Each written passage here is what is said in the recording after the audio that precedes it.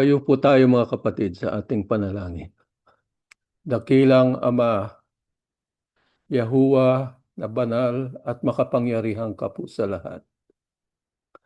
Bago ang aming pakikinig ng iyong mga salita, hayaan mo kaming maghandog ng maraming pasasalamat sa iyo, Ama, sapagkat hindi mo kami pinabayaan sa araw-araw ng aming buhay.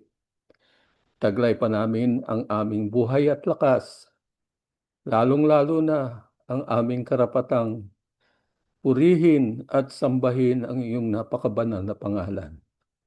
Ama, kuminsan nahihiya kaming tumawag sa iyo, lumapit, sapagkat puspos kami ng maraming pagkukulang at kasalanan. Ngunit kuminsan nananaig ang aming paniniwala sa iyo na ikaw ay puno ng pag-ibig, puno ng awa. Kaya naman, kahit sa oras na ito ay nakikiusap kami sa iyo, na huwag mo sana kaming pababayaan sa aming pakikinig ng iyong mga aral, sa aming pagsamba sa iyo. Ito lamang ang nagbibigay lakas sa amin. Ito ang patunay na nagpapatuloy kami sa iyong sa iyong kapangyarihan, Ama. Kaya naman, humihingi kami ng tulong sa iyo, lalong-lalo na ang mga kapatid namin may mga mabibigat na karamdaman. Ang iba ay may mga suliraning hindi nila kayang malampasan, Ama. Bigyan mo naman sana kami ng pag-asa. Bigyan mo kami ng lakas ng loob at tibay ng pananampalataya upang sa ganun malampasan namin ang lahat ng ito, Ama. Mabigyan namin ng sapat na pangunawa ang mga nangyayari sa aming buhay. Bigyan mo kami ng pagtitiwala sa iyong magagawa sa amin. Bigyan mo kami ng matibay na pag-ibig sa iyo, Ama, upang makapagpatuloy kami sa pagsamba at pagpuri sa iyong napakabanal na pangalan. Basbasan mo sana ang aming gagawin pagsamba, lalong-lalo na sa kapatid naming maghahatid ng iyong mga salita. Basbasan mo rin ang aming mga abuloy upang ang aming pagsamba ay maging ganap, Ama, sa iyong banal na paningin. At basbasan mo rin sana ang mundong ito sa kaguluhang nangyayari. Ang mga leader ng iba't ibang bansa, sana ipag-isahin mo sila. Mabigyan sana ng konting kapayapaan ang mundong ito upang huwag mahadlangan ang pagpuri at pagsamba ng iyong mga anak. Tulungan mo sana kaming lagi sa araw-araw ng aming buhay. Samahan mo kami ng iyong kapangyarihan, Ama, upang ang mga pagsubok na dumarating sa aming buhay ay aming malampasan at makapagpatuloy kami sa pagsamba sa iyong napakabanal na pangalan. Ang lahat ng ito'y aming hinihiling kasama ng kapatawaran ng aming kasalanan sa pangalan ng aming Panginoong Yahushua na aming tagapagligtas. Amen.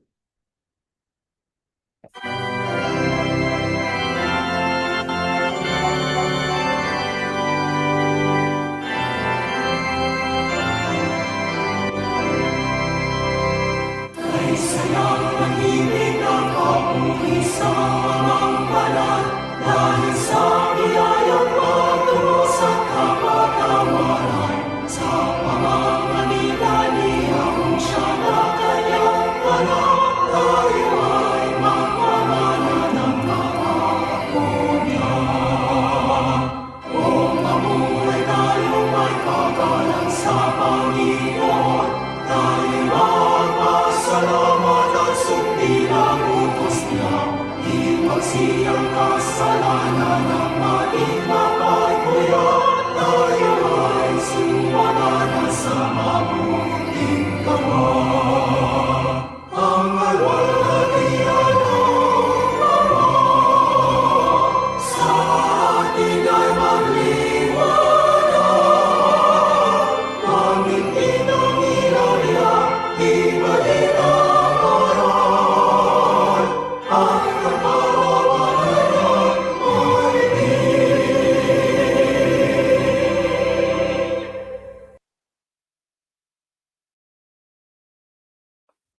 Mga kapatid, mayroong mga kataga sa wikang Ebreo, abracadabra, na ang ibig sabihin niyan ay God created as He speaks.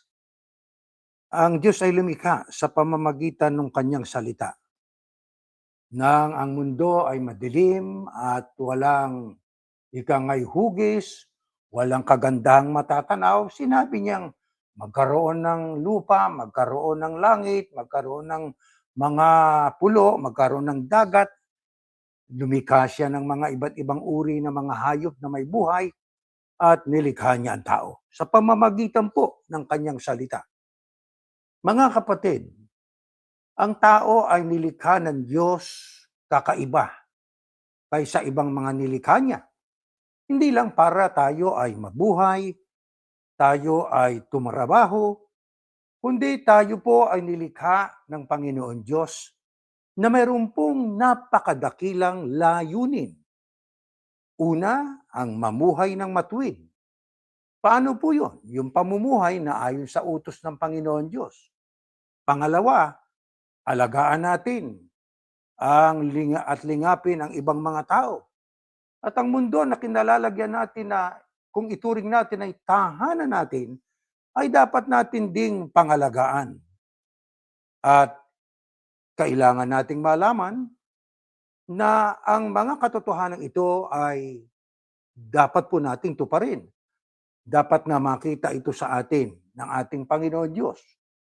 At kailangan sa pamamagitan po natin na tao ay makita ng Diyos ang kagandahang loob, makita sa atin din ang ating kinikilala sa pang-araw-araw nating pamumuhay, kinikilala natin ang mga kabutihan ng Diyos sa ating buhay. Mga kapatid, sa pag-aaral po natin ay atin pong buksan ang ating kaisipan para atin pong mapagtanto at malaman ang layunin talaga ng Diyos sa atin bilang tao na kanyang nilikha. Ano nga ba ang dahilan kung bakit nilikha ang tao na bukod tangi po sa lahat ng iba pang nilalang ng Diyos? Basahin po natin ang nakasulat sa aklat ng Henesis. Pagkatapos sinabi ng Diyos, likhain natin ang tao ayon sa ating wangis. Sila ang mamamahala sa lahat ng uri ng hayop. Mga lumalangoy, lumilipad, lumalakad at gumagapang.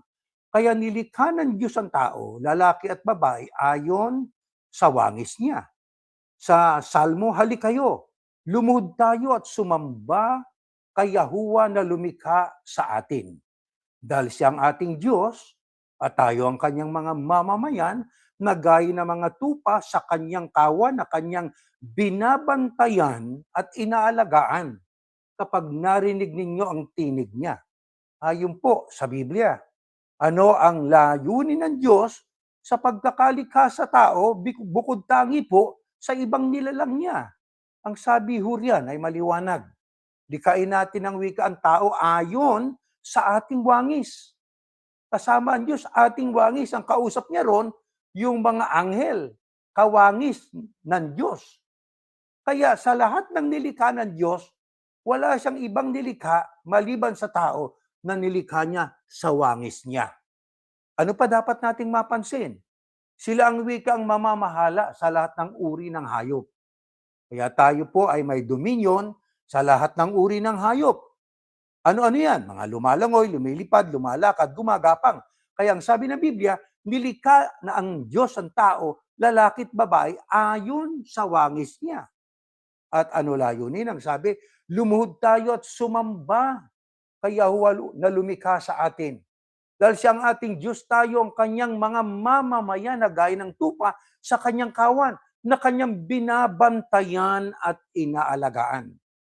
Sa makatwid mga kapatid, dyan sa ating binasang mga talatang yan, ay maliwanag po na ang tao ay nilikha upang ipakita sa pamamagitan natin, nagre-reflect sa atin ang katangian ng Diyos na may taglay tayong talino, bigay ng Diyos yan. Mayroon tayong moralidad, kakayahang magrason, at yung kakayahang maging malikhain, Sa halip na tayo ay nilikha sa pisikal na anyo ng Diyos. Alam naman natin kasi, ang Diyos ay walang pisikal na anyo, tayo meron. Ang Diyos ay espiritu, di po ba? Kaya ang sabi ng Biblia, nilikha sa imahe ng Diyos. Bago natin basahin, before we read the next verse, ay ibig po natin, we want to elaborate on this po. Ano po? Nilikha ang tao sa imahin o wangis ng Diyos. Kung tawagin nga yan sa Latin ay imago Dei. Ano ho? Ang tao'y natatangi sa lahat po ng nilalang ng Diyos dahil tayo lamang po ang nilikha sa imahe ng Diyos. Inuulit natin po yun. Hindi po sa pisikal na anyo tayo nilikha ng Diyos. Kundi tayo nilikha dahil sa tayo binigyan ng kakayahan na mag-isip, magrason, binigyan tayo po ng kakayahang maging malikhain at kakayahang makipag-ugnayan sa isa't isa. Di po ba, mga kapatid? Hindi tulad po ng mga hayop na kaya lang sila sumusunod dahil sa instinct.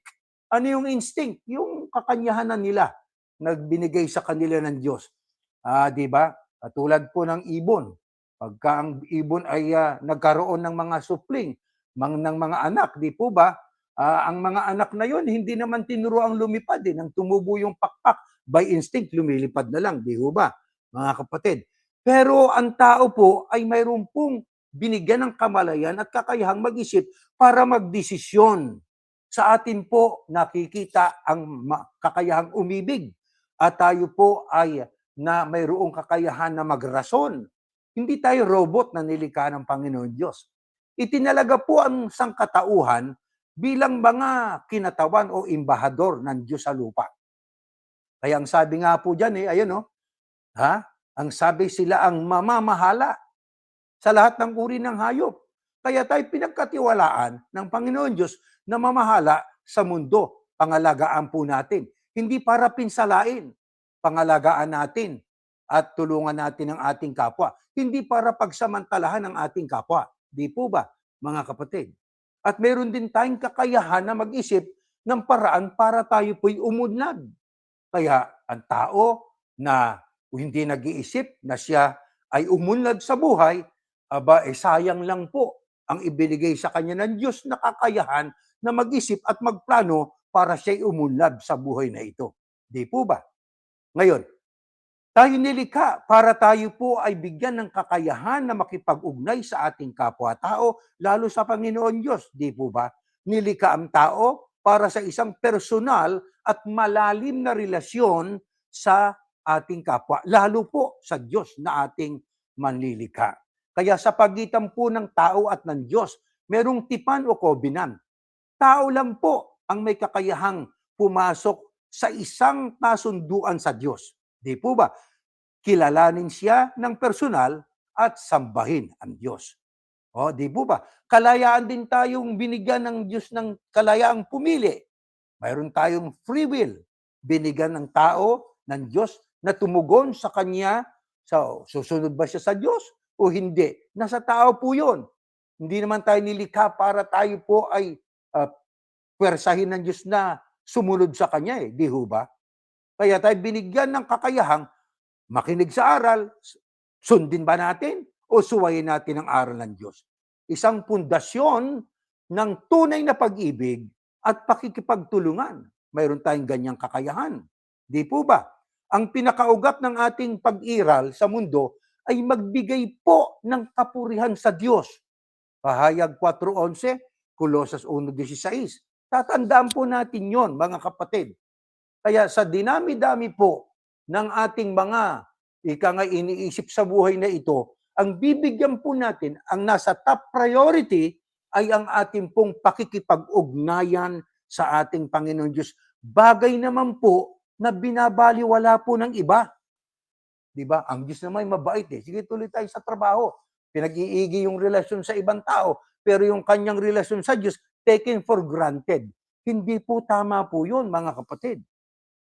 Matatagpuan lamang natin bilang tao ang tunay na kaligayahan sa pagkilala at sa pagpapasalamat natin sa Diyos. Totoo po yun di ba mga kapatid? Maligaya tayo katulad ng panalangin ng ating kapatid, tayo po ay nagpapasalamat sama sapagkat kilala natin siya eh.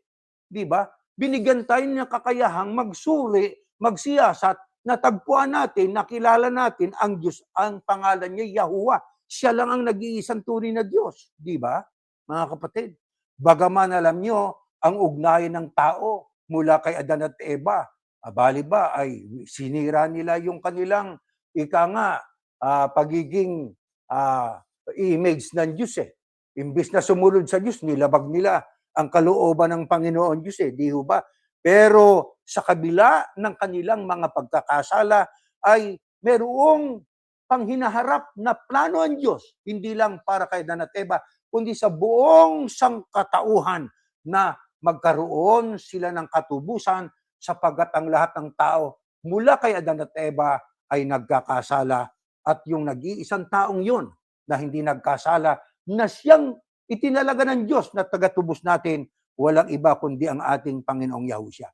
Ang sabi, alagaan natin. Di ho ba? Sa theological na konteksto, ang stewardship o ang pagkakatiwala sa atin ng Diyos na mamahala ay hindi lamang simpleng pag-aalaga po ito. Ito'y isang tungkulin na may pananagutan. Sa kamakatid, ito po ay isang duty, mayroon pa tayong responsibility. Di ba? Alam nyo ang salitang ekonomiya kung saan galing po yan? Kapagkat ang economy, dapat alagaan ng tao po yan eh. Yan po ay galing sa oikonomia. Ang salitang stewardship ay nagmula sa Gregong oikonomia. Iginawa tayong steward, ginawa tayong katiwala eh. Alam nyo, sa wikang Grego, oikonomia, O-I-K-O-N-O-M-I-A, yung oikos, O-I-K-O-S, ang katumbas po ay bahay. Yung nomos, ang katumbas, batas o pamamahala. Ito ang pinagmulan po ng salitang ekonomiya. Ang isang katiwala ay isang taong pinagkakatiwalaang magpatakbo ng ari-arian na hindi naman kanya. Overseer nga lang siya eh. Steward lang siya. Pero ang prinsipyo ng pagmamayari, gaya na nakasulat sa awit 24.1, kinikilala po ng mga taong pinagkatiwalaan ng Diyos na mamahala sa mga iba't ibang nilalang na ang Diyos po ang tunay talaga na may-ari ng lahat. Katulad ng mababasa natin sa awit 24.1. Ang tao'y tagapag-alaga lamang. Ibig sabihin, ang ating oras, ang ating pong talento, yung binigay sa ating talino ng Diyos, ay ipinahiram lang upang gamitin po natin ayon sa kalooban ng nagpahiram. Kaya ito pa po yan. Meron tayong tinatawag sa English na dominion. Sa Hebreo ay rada at yung exploitation. Sa Genesis, ang utos na subdue, sapagkat ang sabi ay nilikha ng Diyos ang tao at sinabi niya, kayo ay magpakarami at inyong supilin. Di ba? Katumbas ay subdue. And have dominion o maghari ay madalas mapagkamalan bilang lisensya para abusuhin ang kalikasan. Ang nami-misinterpret naman ng iba yun eh. Binigyan tayo ng kapamalaan sa lahat, di ba? To subdue, supili natin. Have dominion, maghari tayo. Ang iba, akala nila, ay magagawa na lang nila ang balang maibigan nila. Kaya sa Pilipinas, nakakalbo ang, hindi lang ang tao eh. Nakakalbo pati bundok. O di ba? Dati wala naman tayong tinatawag na coco lumber eh. Pero ngayon, pati yung coconut ay pinuputol para gawing lumber. Paghahat buhayan, di ho ba? Mga kapatid, inaabuso ng mga tao eh. Di ba? Pati po yung paghuli ng isda sa pamamagitan po ng pagpapasabog ng dynamite. Abusive po yun. Hindi ganun ang pagsupil. Hindi ganun ang paghahari o pangangalaga sa lupain o sa mga ibang nilikha ng Diyos para sa mga tao. Di po ba?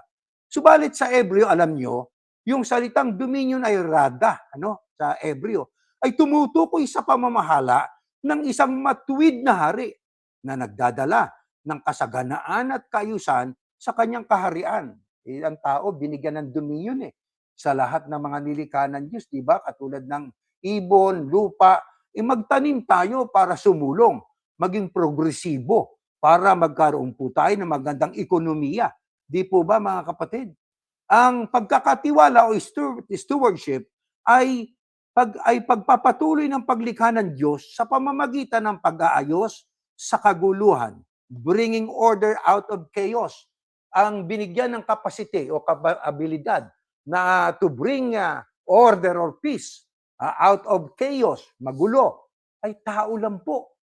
Kaya sa panalangin ng kapatid nga natin, na sana ay basbasan ng mga leader ng mga bansa na sila'y magkaisa para po maging mapayapa. Yun na nga ang sabi natin, di ho ba? Bringing order out of chaos. Magulo. Pero the human being was given by God the capacity and ability to think and to unite to bring peace out of chaos. Magkaroon ng shalom, di ba? At ang tao, alam nyo, binigyan ng Diyos ng covenant o tipan. Alam nyo, ang covenant sa Hebreo ay beret, no? B-E-R-I-T. Sa Griego ay diateke. D-I-A-T-H-E-K-A. Ay isang pundasyon ng relasyon ng Diyos sa sangkatauhan, covenant. Hindi nakipag-covenant ang Diyos sa isda. Hindi nakipagtipan ang Diyos sa baboy o sa iba't ibang uri ng hayop, kundi ang covenant ay angkop lang o tipan na ipinakipagtipan ng Diyos sa tao. Ito ang higit pa sa ito po yung tipan o covenant ng Diyos sa tao, higit pa ito sa isang legal na pirmahan o kontrata. Iba yung kontrata kaysa covenant eh. Sapagkat ang kontrata, nakapokus po yan sa mga ari-arian o serbisyo. Samantalang ang tipan, nakapokus po yan sa tao at relasyon ng tao sa Diyos. O, ano ang pinaka-sign ng kontrata? Yung perma o lagna. Yung tipan naman, isang sakripisyo o sumpa, isang oath. Nakita niyo yung pagkakaiba noong kontrata at saka covenant? Di ba? Gaano ang duration noong kontrata versus sa covenant? Yung kontrata po, napuputol kapag may paglabag between doon sa dalawang may kontrata. Di ba? Halimbawa, si A at saka B, nagkaroon ng kontrata. Ang duration noon ay mapuputol lang pagka mayroong sumira doon sa kontrata. Breach of contract, kung tawagin sa English.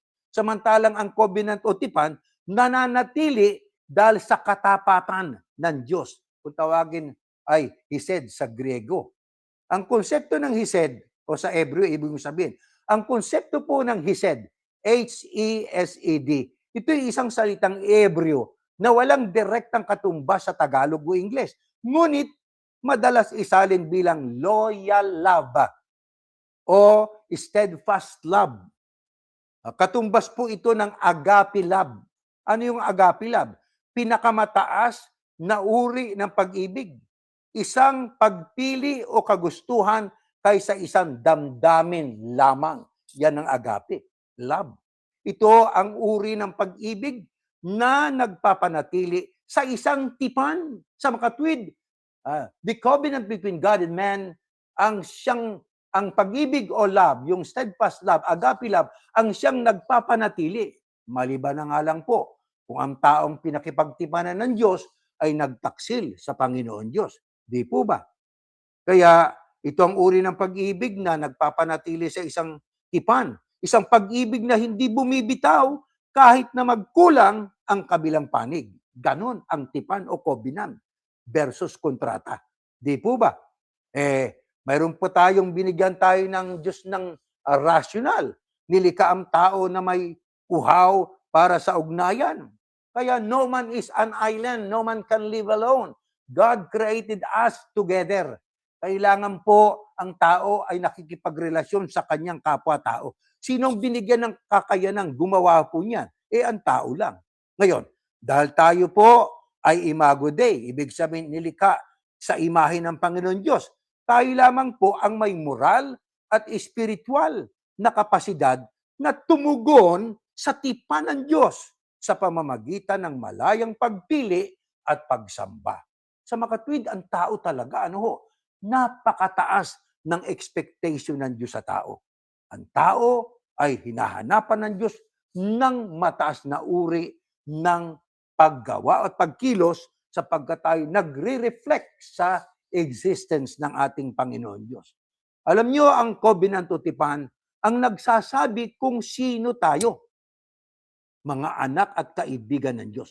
Samantalang ang stewardship o yung pagiging katiwala naman, ang nagsasabi kung ano ang gagawin natin. Pamamahala sa mundo para sa kaluwalhatian ng ating Panginoon Diyos. Di po ba, mga kapatid? Kaya kung ating babalikan, nilikha tayo para tayo po ay bigyan ng kakayahang mag-isip. Binigyan tayo ng kapasidad ng Diyos na makipagtipan sa Kanya. At tayo binigyan din ng kasabay na tungkuling sumamba sa Panginoon Diyos. Alam niyo, ang pagsunod at pagsamba, ayon sa 12:13 ng Ecclesiastes, yan ang buong katungkulan ng tao. Buong katungkulan.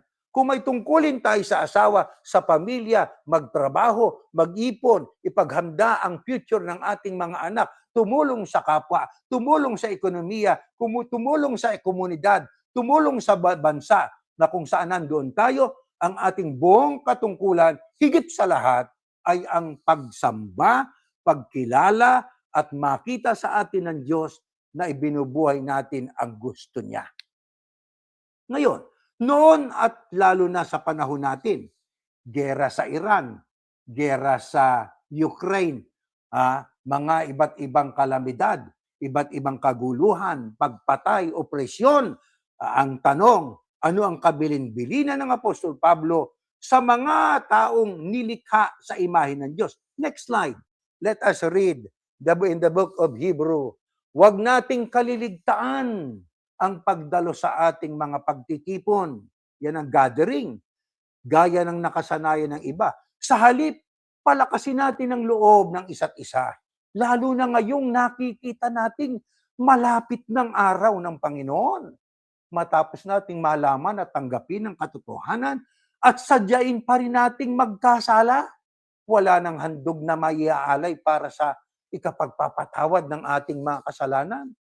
Ang naghihintay na lamang sa atin ay ang kakilakilabot na paghuhukom at ang naglalagablab na apoy na tutupok sa mga kaaway ng Diyos. Noon, lalo na ngayon, ano ang kabilin-bilinan sa mga taong nilikha sa imahe ng Diyos? Ang sabi ho sa talata na binasa natin ay ang tungkol sa ating pagtitipon. Ang katumba sa Hebreo ay ecclesia, gathering. Yan ang mahigpit na bilin ng Apostol Pablo. Ano yang sabi ay huwag nating kaligtaan yung pagtitipon o yung ecclesia, yung gathering ng mga believers of our Lord Yahushua. Tumutukoy po yan sa regular, pamalagian, intentional na pagtitipon ng mga tagasunod ng ating Panginoong Yahushua para sa pagsamba sa Diyos. Di ho ba? Kaya ang ating pagsamba hindi lang para ako ay lumakas, kundi para lumakas ang lahat ng sumasamba. Magtulungan, may mahinang kapatid, palakasin at payuhan. Yan ang purpose po niyan. Paano tayo makakapagtipon? Paano natin magagawa yung ecclesia o gathering ng mga true believers of our Lord Yahushua? Sa pamamagitan po ng pisikal na pagtitipon sa bahay-bahay. Kung saan man kayo nandong dako dinatnan, ay magtitipon-tipon kayo, mag-gather kayo, mag-i-ecclesia kayo. Pwede rin sa online, katulad ng ating ginagawa. Kailan natin dapat lalong pag-ibayuhin ang ating gawaing pagsamba, lalo na po ngayon. Nakikita natin kung gaano kasama ang mundo. Nakikita natin ang mga nagaganap sa mundo. Ano sabi?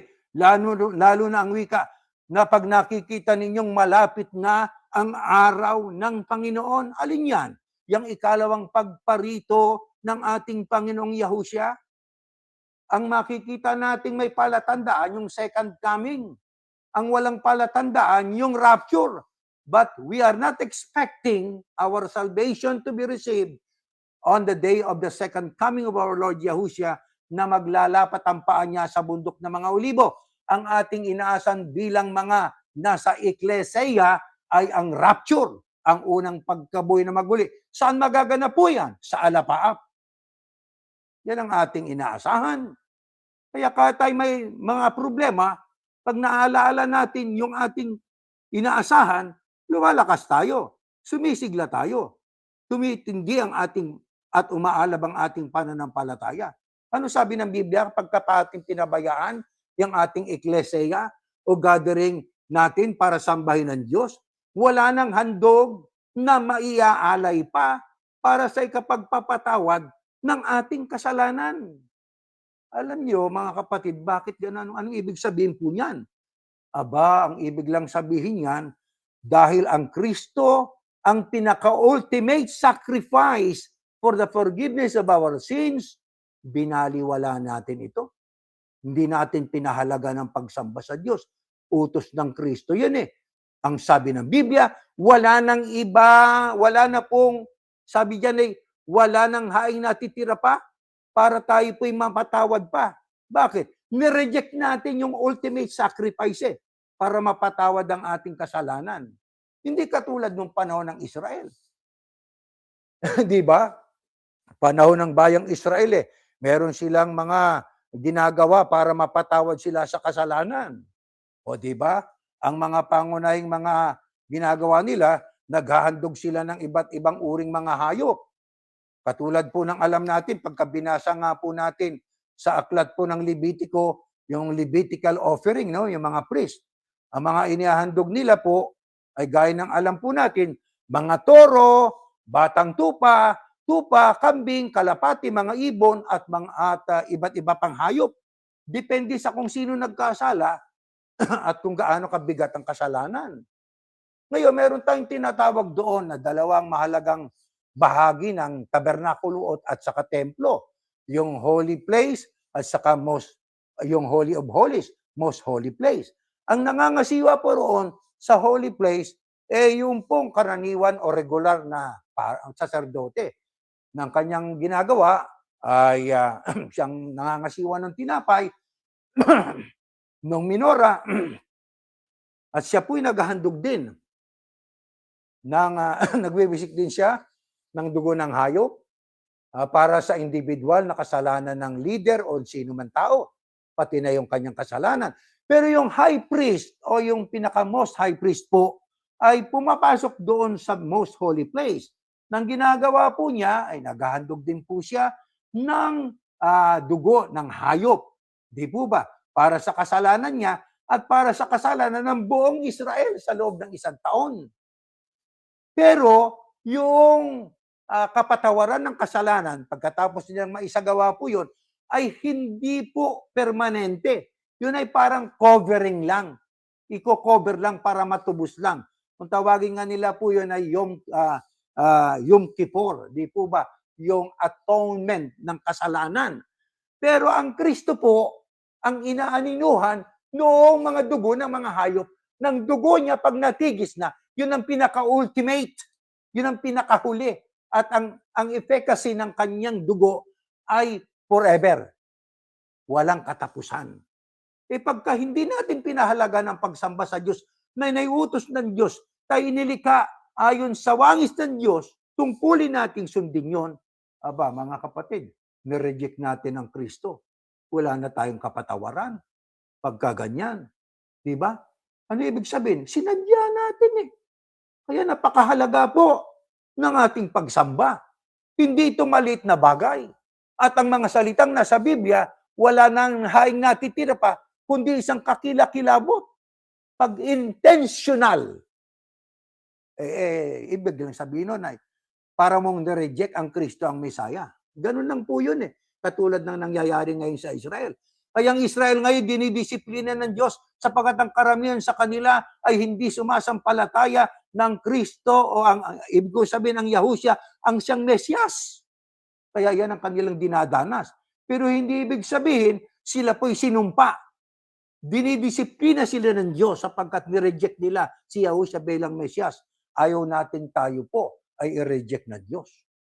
Kaya pahalaga natin ang ating mga pagsamba. Paano natin dapat sambahin ng Diyos? Next slide. Ito nakasulat. Kaya magpasalamat tayo sa Diyos sapagkat tumanggap tayo ng isang kahariang hindi nayayanig. Sambahin natin ang Diyos sa paraang kalugod-lugod sa Kanya, may paggalang at pagkatakot. Paano ang tamang pagsamba sa Panginoon Diyos? Maliwanag. Pagsambang nakalulugod sa Kanya. Ano pa? Kailangan po ating bigyan ng kaluguran ng Ama. Ano pa? Paggalang sa Panginoon Diyos. At paghanga. Yung paghanga, wag mawala. Kahanga-hanga ang ginawa ng Diyos. Damdaming may malalim na respeto at may kahalong kabanalan lagi at pagkatakot at pagkamangha. Yun ang dapat nating mataglay. Anong dapat nating isaisip kapag tayo sumasamba? Tayo ay magkakaroon ng pakikipagtagpo sa Diyos. At anong dapat nating itanong sa ating sarili? Ano ang ibig ng Diyos na ituro sa akin? Anong ibig ng Diyos na gawin ko? Ano ang dahilan ng intensyonal na pagsamba sa Diyos? Dahil tumanggap tayo ng isang kaharian, sabi ni Pablo, na hindi nayayanig. Ano yung kahariang hindi nayayanig? Ha? Ang sabi ay past tense pa eh. Tumanggap sapagkat yan ang pangako. Pagka kay pinangakuan, na kailangan magtiwala ka. Nang sabi nga, yung pangako ng Diyos, parang tinanggap na natin. Alin yung isang kahariang hindi nayayanig? Yan ang bayang banal. Na samantalang ang kaharian sa lupa, niyayanig ng bomba, niyayanig ng lindol, niyayanig ng iba't ibang kalamidad. Yan ang kaharian sa lupa. Pero itong kahariang hindi nayayanig, ito po ang kahariang panglangit, na ito ang ating permanenteng tahanan. Kaya anong tungkulin natin para ating marating yon? Sambahin natin ang Diyos sa paraang nakalulugod sa Kanya. Paano natin maipapakita ang paggalang? Sapagkat ang sabi, respeto, paggalang sa Diyos. Next slide. Ito nakasulat. Sinabi ni Yahuwah kay Moises, pumunta ka sa mga tao. Sabihin mo sa kanila na mayroon silang 2 araw upang maghanda. Dapat nilang italaga ang kanilang sarili bilang banal. Palabhan mo sa kanilang mga damit at maging handa sa makalawa. Sa araw na yon, bababa si Yahuwah sa bundok ng Sinai habang nanonood ang lahat ng tao. Ayan ang maliwanag. Kaya paano natin dapat maipakita ang paggalang sa Diyos? Kailangan nakahanda. May kabanalan, hindi lang kasuotan, kundi lalo na ang ating pagkataong loob. Yun ang dapat nating gawin, mga mahal na kapatid. Kaya dito sa ating pong patuloy na pag-aaral, ang ating pong tanong ayon po sa talata po ng Biblia, mga kapatid. Ano pa ang dapat na makita sa bawat isa sa atin? Ito, next slide. Ito pa po. Ayan. Pakinggan natin. Ano ngayon ang kahulugan nito, mga kapatid? Pagdating ninyo sa inyong pagtitipon, yan ang eklesiya. Tandaan natin, eklesiya, gathering ng mga sumasampalataya sa Panginoong Yahushua.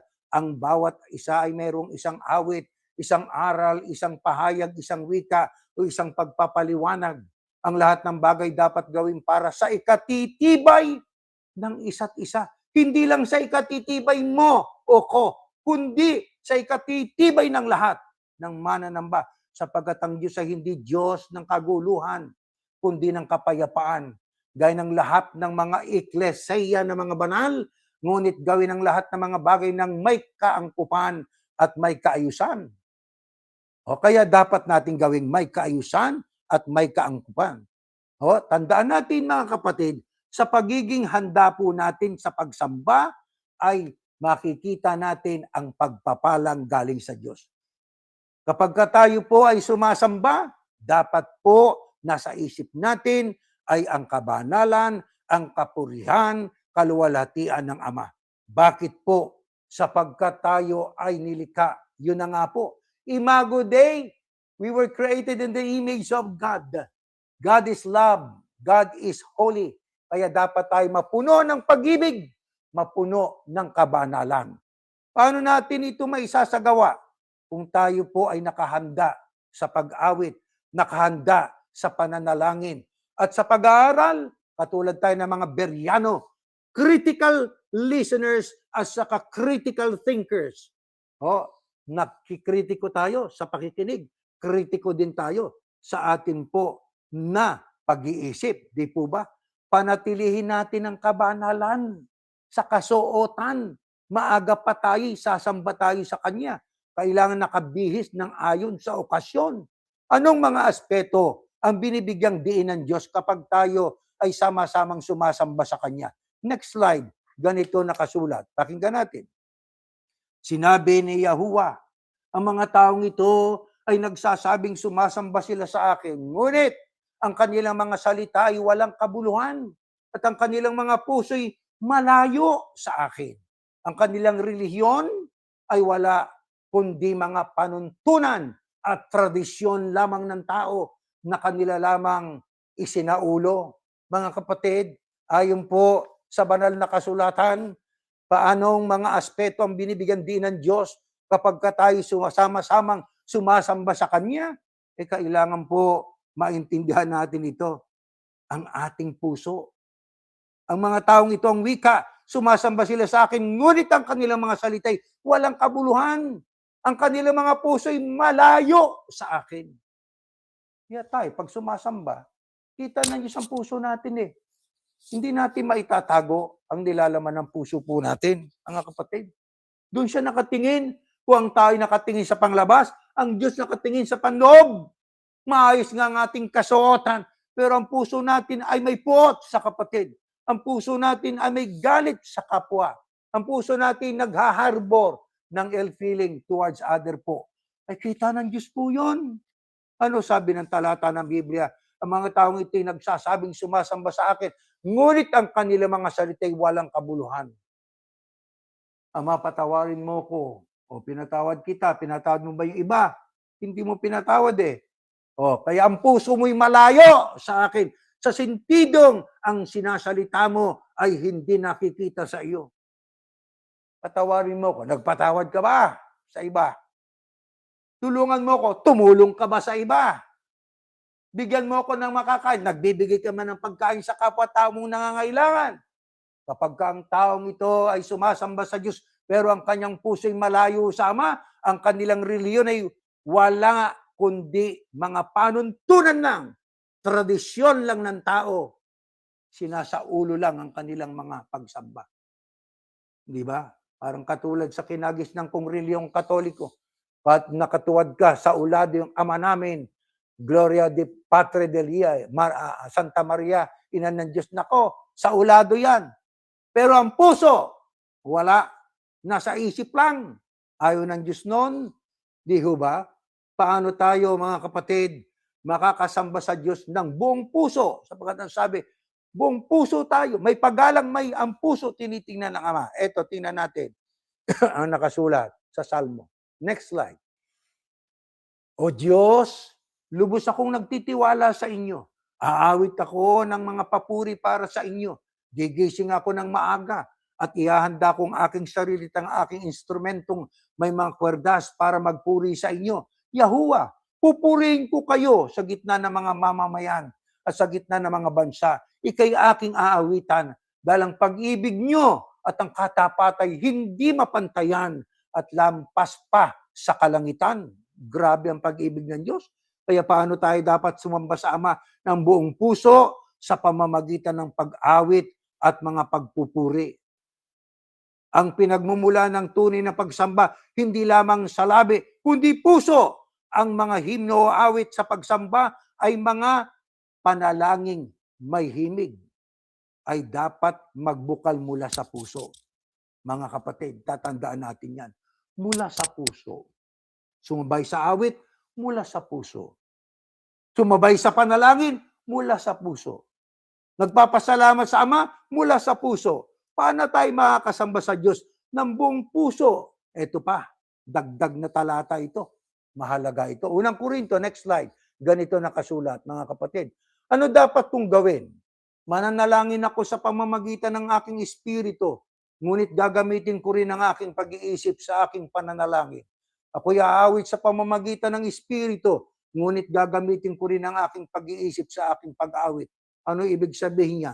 Sa pamamagitan po ng balancing emosyonal at espiritual na pagsamba at sa matalinong pag-unawa habang nananalangin at habang umaawit sa layuning matyak natin ng ating pagsamba, hindi lamang sa ikatitibay ng isa, kundi para sa ikatitibay ng lahat ng sumasamba.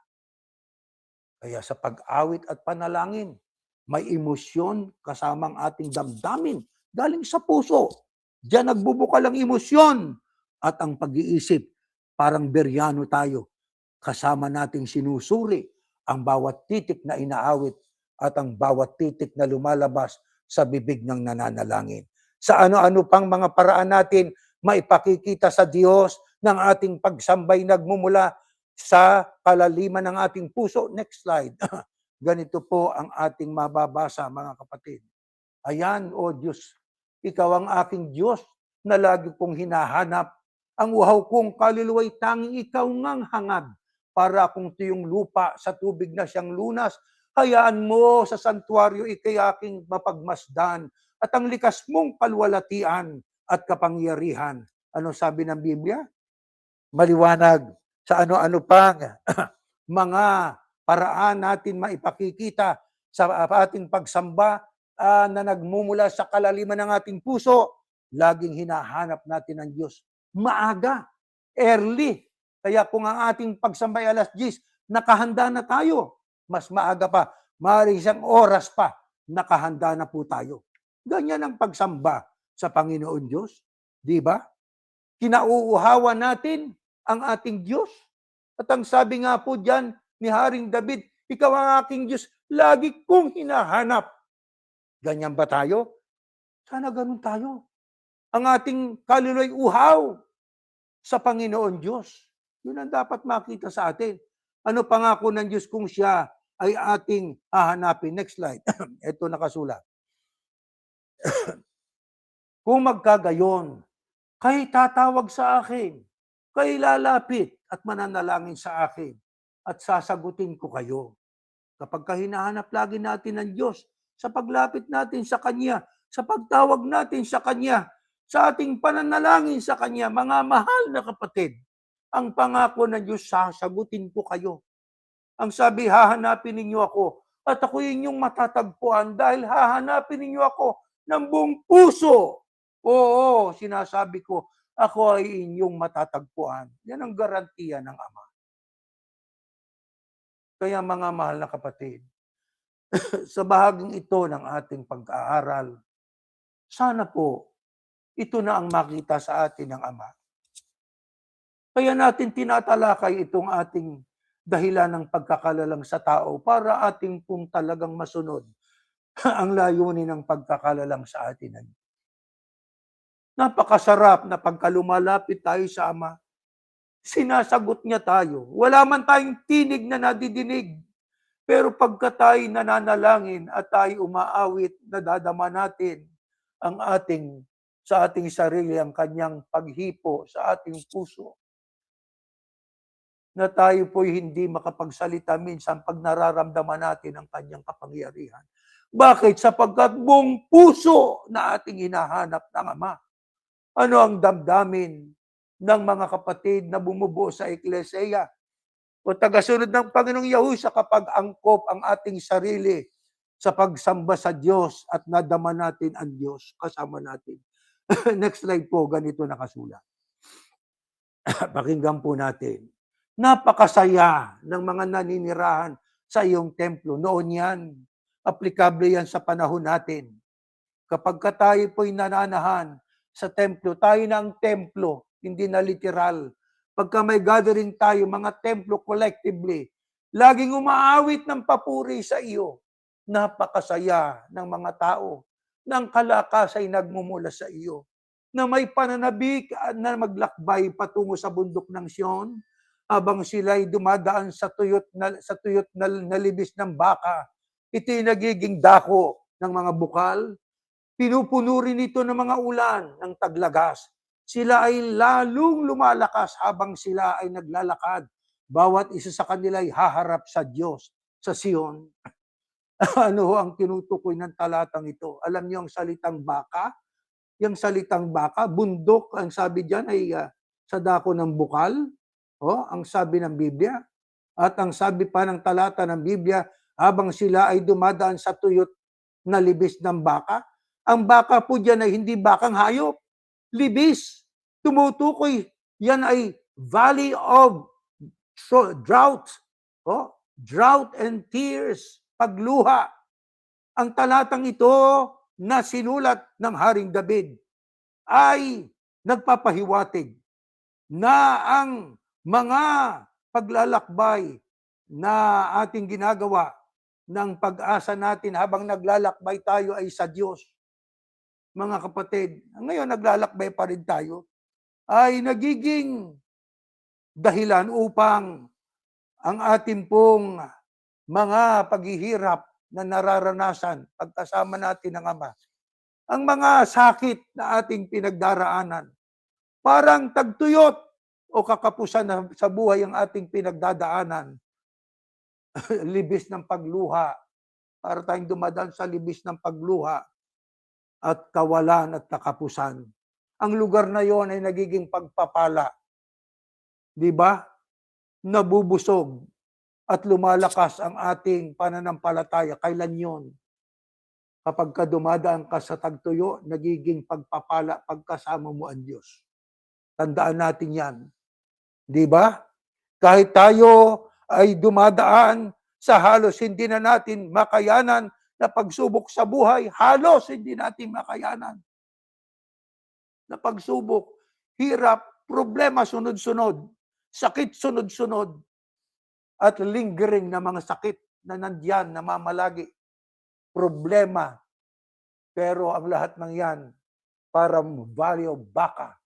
Parang yan ay ilibis ng pagluha at tagtuyot at kawalan.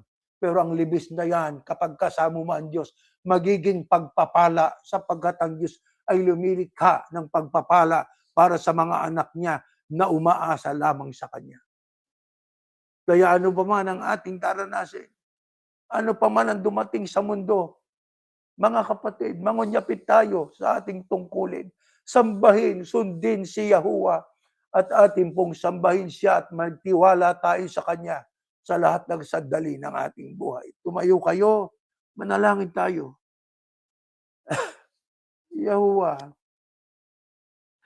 Yahuwah na aming Diyos, salamat po sapagkat pinaliliwanag mo sa amin ang gusto ng aming katungkulan sa iyo. Nilikha mo kami sa wangis mo, hindi ka paris ng iba mong nilalang para makita sa amin ang katangiang nasa sa iyo. Pagkabanalan, pag-ibig, na yun ay kailangan naming mataglay.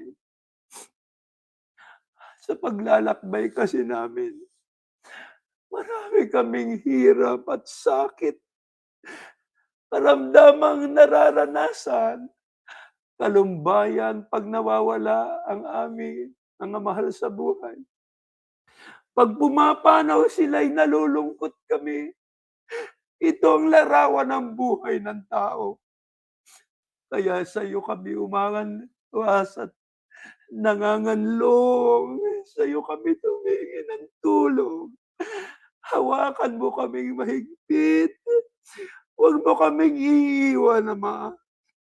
Kapag ka nakikita mo na kami, kapos na halos takasan ng pag-asa. Pakiunat mo po ang iyong kamay. Alalayan mo po kami, Ama. Itayo mo kami. Igapang mo kami hanggang sa pagsusugo mo sa iyong anak sa alapaap. Huwag na sana kaming abutan ng kamatayan. Kung po pwede, abutan kaming buhay sa araw ng rapture upang kasama-sama kami na luluwalhati sa iyo. Sumunod kami sa pagbabagong gusto mo. Ibuhay namin ang mga aral mo upang sa amin makita na kami po ay tunay na tagasunod ng iyong anak. Ang lahat ay sa ngalan po ng iyong anak Panginoong Yahushua HaMashiach. Amen.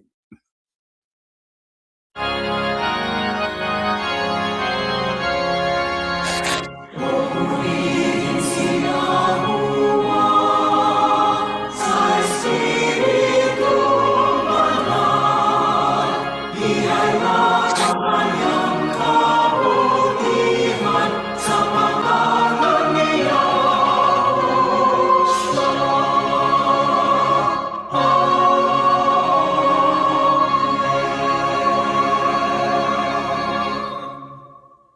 Ang biyayang pagliligtas ng ating Panginoong Yahushua, ang pag-ibig ng Diyos na si Yahuwah, at ang patuloy na pagkikipisan ng Espiritu Santo, siya nawang sumaating lahat ngayon at magpakailanman. Amen. Meron tayong ilang mga tagubilin. Please conduct the Lord's Supper in your household at sundown on April 1st, 2026. Link to website is as follows: https /churchofyahushua.org/lords-supper. At saka yan po ang ating sundan para tayo po ay matuto na kung paano paggawa ng tinapay. O kaya naman ay pwede kayong bumili ng tinapay ng mga Jewish na nabibili natin yan sa iba't ibang pamilihan. Patuloy natin ipanalangin, huwag tayong magsawa. Na yan ang utos kasi.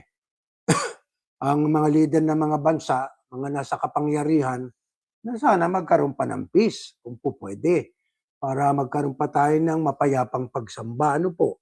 At mapayapa pang maihatid sa tao ang mga aral ng Diyos. Para malaman naman nila ang tama. At yun naman ang sanang maibuhay. At kaawaan tayo ng Diyos na lahat na mabuhay na mapayapa pa. Mga kapatid, umaasa po ang Panginoon Diyos sa ating lahat ng ating leksyong pinag-aralay maibuhay natin. Hanggang diyan po at tayo natatapos.